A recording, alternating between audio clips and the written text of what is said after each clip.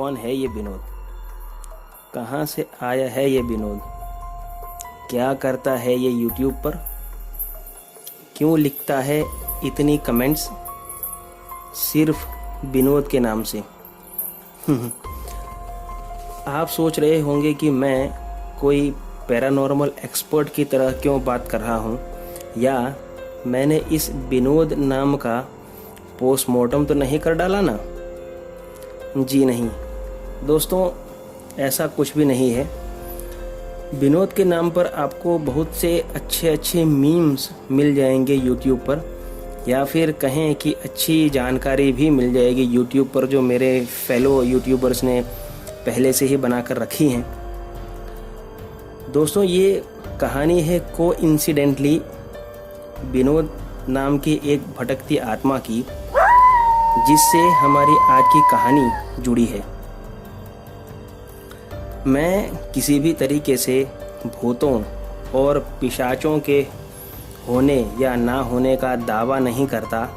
ये तो अपनी अपनी सोच और अनुभव पर निर्भर करता है। ऐसे कई किस्से हैं जो लोगों के साथ घटित हुए हैं और उन्हीं के अनुभव या कहें कि उन्हीं के जहन में दबे रह गए। ये खौफनाक और दिल दहला देने वाले किस्सों के लिए जुड़े रहिए आहट एक अनहोनी की चैनल के साथ।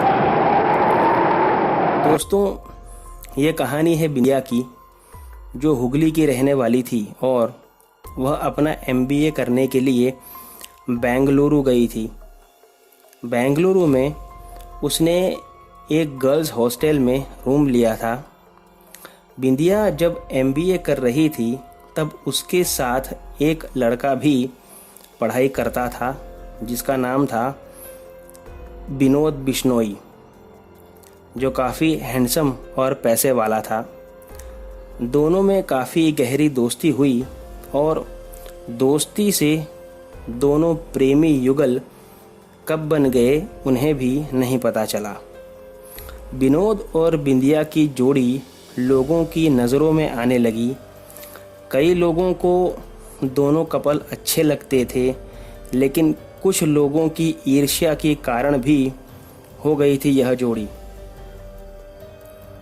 ईर्ष्या करने वालों में बिंदिया की गर्ल्स हॉस्टल की 3 लड़कियां भी थीं, जो कुछ ज़्यादा ही नफ़रत करने लगी थी उन दोनों को देखकर, क्योंकि उन्हें कभी अच्छे लड़के नहीं मिले थे। ईर्ष्या इतनी ज़्यादा बढ़ गई कि उन तीनों मतलब रेखा, रानो और भानु ने उन दोनों को मार डालने तक का प्लान बना लिया।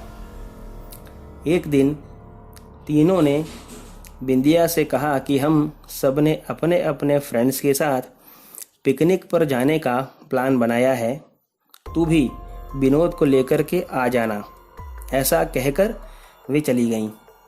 बिंदिया ने विनोद को भी पिकनिक पर जाने के लिए मना लिया और उन्हें कहे मुताबिक दोनों पिकनिक स्पॉट पर पहुँचे। वहाँ पर उन तीनों लड़कियों ने खाने में जहर देकर बिंदिया और विनोद दोनों को खिला दिया। जहर का असर होने पर दोनों पानी मांगने लगे।